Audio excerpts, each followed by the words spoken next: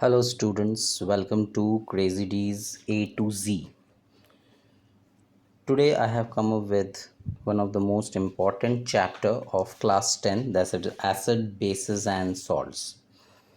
So before I start with this chapter, let me tell you something about the periodic table.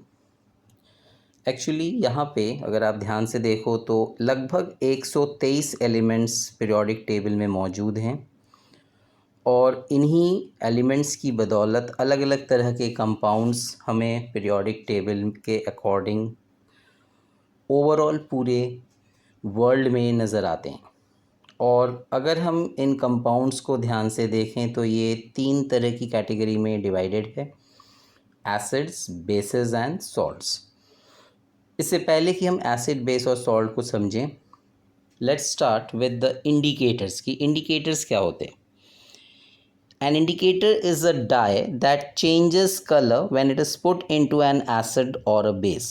यानी कि एक ऐसा indicator compound है जो कि केमिकल कंपाउंड है, रैदर आप ऐसे समझ लो, जिसे एसिड या फिर बेस पे डालते ही कलर में चेंज आ जाता है। तो इसमें 3 मोस्ट कॉमन इंडिकेटर्स कौन कौन से हैं, जैसे लिटमस, मिथाइल ऑरेंज, फिनोल्फथलीन। अगर हम लिटमस पेपर की बात करें तो एसिड जो है वो ब्लू लिटमस को रेड में बदल देता है, बेस रेड लिटमस को ब्लू में बदल देता है, एसिड मिथाइल ऑरेंज को रेड में बदल देता है, बेस मिथाइल ऑरेंज को येलो कलर में बदल देता है। अगर हम फिनोल्फथलीन को देखें तो एसिड कलरलेस रहता है फिनोल्फथलीन के प्रेजेंस में, और जो बेस है वो फिनोल्फथलीन के कलर को लाइट पिंक कलर में चेंज कर देता है। लिटमस जो है ये एक तरह का नेचुरल इंडिकेटर माना गया है और ये पर्पल डाई से बना हुआ होता है, जो कि एक्चुअल में एक प्लांट होता है जिसे हम कहते हैं लाइशन, और ये एक तरह का थैलोफाइटा है। अब ये थैलोफाइटा क्या होता है? It is the lower plant which has no differentiation in their body.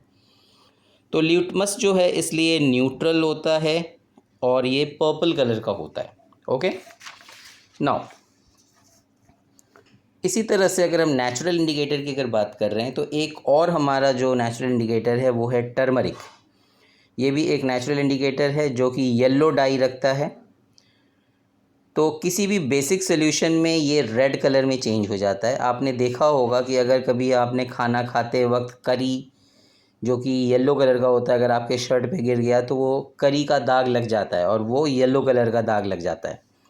जब उस पर सोप आप लगाते हो तो वो धीरे से रेडिश ब्राउन कलर का हो जाता है, और फिर जब हम उसे पानी से कई बार धोते जाते हैं फिर उसका कलर धीरे धीरे हटता जाता है।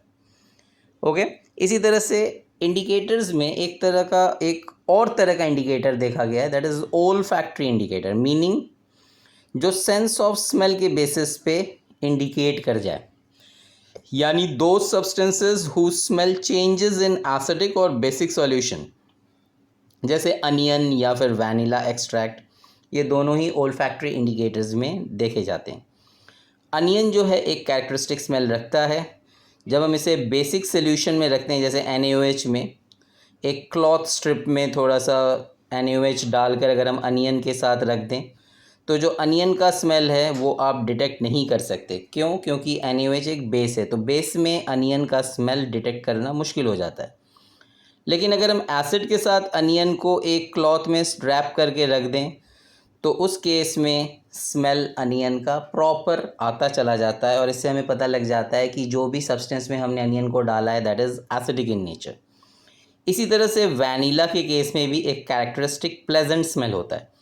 अगर हम उसे NaOH के साथ रख दें तो उसका स्मेल डिटेक्ट करना मुश्किल हो जाता है, लेकिन यही अगर किसी एसिड के साथ रख दें तो ईज़िली स्मेल डिटेक्ट किया जा सकता है। यानी कि अनियन और वैनिला एक्सट्रैक्ट जो है दोनों ही बेस में स्मेल डिटेक्ट करने में कामयाबी हासिल नहीं कर पाते हैं, लेकिन जैसे ही हम इसे किसी एसिड में डालते हैं तो ईज़िली हम स्मेल डिटेक्ट कर सकते हैं, जिससे कि हम ओल्फैक्टरी इंडिकेटर्स का यूज़ कर लेते हैं। Now let's talk about the acids. तो हमारा मेन चैप्टर एसिड्स से शुरू होता है। Now what are acids? इनका एक सोर टेस्ट होता है, ब्लू लिटमस को रेड में बदल देते हैं। जैसे एग्ज़ाम्पल हम ले सकते हैं कुछ ऐसी चीज़ें जो हम डेली यूज़ में लेते हैं, जैसे lemon, raw mango, raw grapes, orange, tamarind, tamarind मतलब इमली को कहते हैं। तो इन सब का जो टेस्ट है वो एक एसिडिक टेस्ट है, यानी कि सोर टेस्ट है।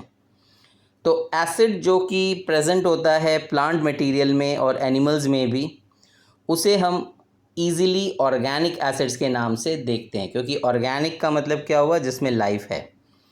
तो organic acids naturally occurring acids होते हैं, ठीक है। इसमें कुछ एग्जांपल्स जैसे हम ले लेते हैं acetic acid, citric acid, lactic acid, tartaric acid, oxalic acid. ये सब ऑर्गेनिक एसिड्स इसलिए क्योंकि इन सब में कार्बन कंटेंट मौजूद है। So the acids prepared from minerals of the earth are called mineral acids. इसमें जैसे HCl, H2SO4, HNO3 और ये सब जो मिनरल एसिड्स हैं ये काफ़ी स्ट्रॉन्ग और कंसनट्रेटेड एसिड्स होते हैं, जो कि काफ़ी ख़तरनाक भी होते हैं। ये यहाँ तक कि आपके हाथों को भी जला सकते हैं, यानी कि स्किन के ऊपर ये पूरी तरह से काफ़ी ज़्यादा ख़तरनाक रिएक्शन कर सकते हैं। इसलिए बहुत ही केयरफुली मिनरल एसिड्स का यूज़ किया जाता है लेबोरेटरीज़ में। अगर हम बात कर ही रहे हैं एसिड्स की, तो एक बार देख लेते हैं स्ट्रॉन्ग एसिड और वीक एसिड्स क्या होते हैं। It is obvious that all the mineral acids are strong acids. जितने भी मिनरल एसिड्स हैं वो सभी के सभी स्ट्रॉन्ग हैं, इस बात को मैंने पहले ही बता दिया। इसमें से एक एसिड है कार्बोनिक एसिड, जो कि थोड़ा सा वीक मिनरल एसिड होता है। कंसनट्रेटेड सॉल्यूशंस और weak solutions are dangerous to drink. चाहे वो कंसनट्रेटेड हैं या वीक हैं, दोनों में से किसी को भी इस्तेमाल पीने के लिए नहीं किया जाता, क्योंकि वो ख़तरनाक हो सकता है। पर्टिकुलरली द मिनरल एसिड्स, ठीक है ना, वो तो बिल्कुल भी नहीं। Dilute solutions of weak acids are quite safe to drink. हालांकि जो वीक एसिड्स होते हैं उनके हम डाइल्यूट सॉल्यूशंस को फिर भी ट्राई करते हैं, जैसे acetic acid, citric acid, tartaric acid, ये सब हम यूज़ करते हैं। एसिटिक एसिड आपको पता होगा, विनीगर, इथेनोइक एसिड, ठीक है ना। तो concentrated acids are one which contains the minimum possible amount of water, यानी कंसनट्रेटेड का मतलब क्या हुआ, पूरा पूरा एसिड है और वाटर का कंटेंट बहुत ही कम है। ओके, अब डाइल्यूशन जब हम करते हैं कंसनट्रेटेड एसिड का, तो उसमें बहुत एहतियात बरतना ज़रूरी होता है। एहतियात क्या रखना चाहिए कि जब हम एसिड में पानी को मिक्स करने की बात कर रहे हैं, तो बीकर में पहले वाटर लिया जाता है और फिर उसमें साइड से धीरे धीरे एसिड्स को डाला जाता है, ना कि एसिड में पानी को डाला जाता है। क्योंकि अगर आपने एसिड में पानी को डाल दिया तो वो छिटक के बाहर आ सकता है और आपको जला भी सकता है। रीज़न क्या है कि जो हीट इवॉल्व होता है वो एब्जॉर्ब करके वाटर जो है वो बाहर की तरफ स्प्लैश कर सकता है, जिसकी वजह से आपके स्किन के ऊपर भी वो खतरा बन सकता है, ठीक है। तो आगे जब भी आप लेबोरेटरी में, केमिस्ट्री के लैब में एसिड्स का काम करने के लिए जाएं, तो इस चीज़ का खास ध्यान रखें कि वाटर में एसिड को डालना होता है। Okay, now let's see the properties of acids. They have a sour taste, acids turn blue litmus to red, easily electricity conduct करता है क्योंकि उसमें H+ आयन होता है। एसिड्स मेटल के साथ रिएक्ट करके हाइड्रोजन गैस रिलीज़ करते हैं, यानी मेटल और एसिड जब हम मिक्स करते हैं तो सॉल्ट और हाइड्रोजन गैस रिलीज़ होता है। एग्जांपल जैसे मैंने लिया है, जिंक और डाइल्यूट सल्फ्यूरिक एसिड डालते ही जिंक सल्फेट और हाइड्रोजन गैस रिलीज़ हो गया।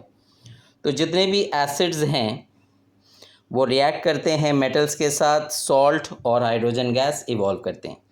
ध्यान देने वाली बात क्या है, कर्ड, विनीगर, लेमन जूस, ये सभी जो हैं इन्हें किसी भी तरह के मेटल वेसल्स के साथ नहीं रखना चाहिए, ख़ास तौर से कॉपर या ब्रास के मेटल्स के वेसल्स के साथ, क्योंकि ये एसिडिक इन नेचर होते हैं और ये उनके साथ फूड पॉइजनिंग कर सकते हैं रिएक्शन करने के बाद। तो इसलिए एहतियातन कभी भी इन चीज़ों को मेटल के बर्तनों में नहीं रखना चाहिए।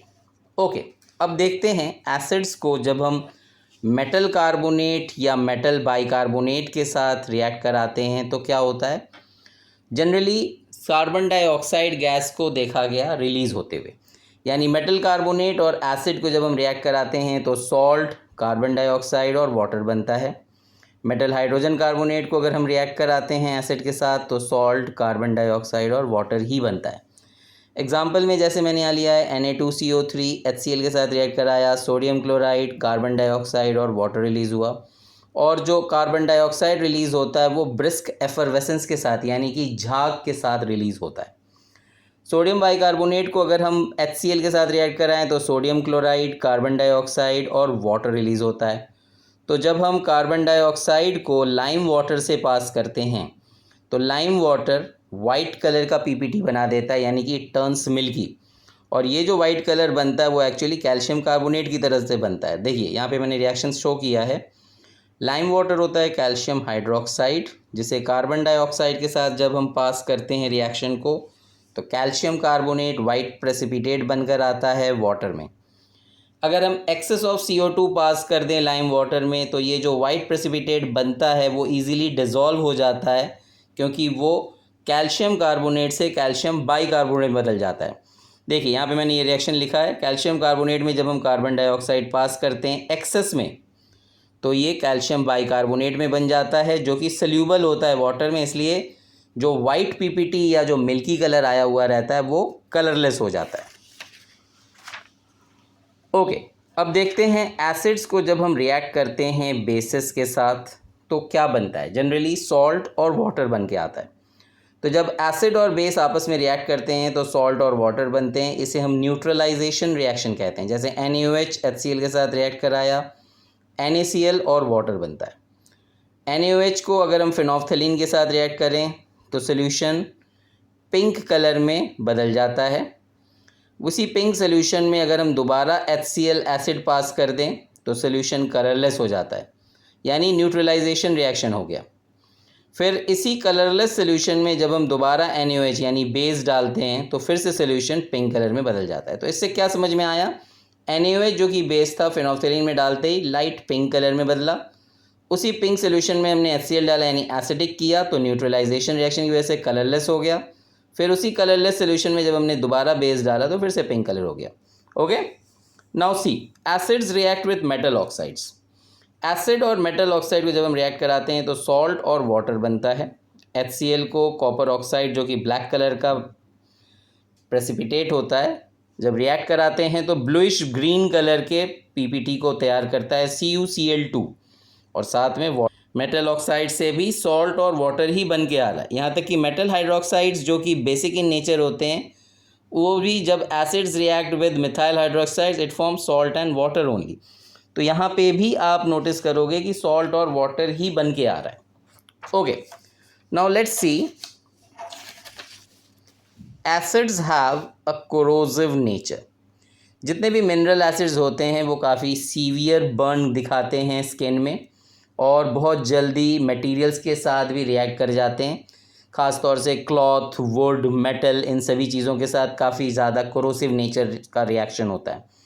इसलिए जो भी कंटेनर में हम रखते हैं उसका ख़ास ध्यान रखना होता है कि वो मेटल का ना हो, अदरवाइज़ वहाँ पे कोरोजन स्टार्ट हो जाता है और वो धीरे धीरे उस कंटेनर को रिएक्ट करके ख़त्म करने की कोशिश करता है। What do all acids have in common.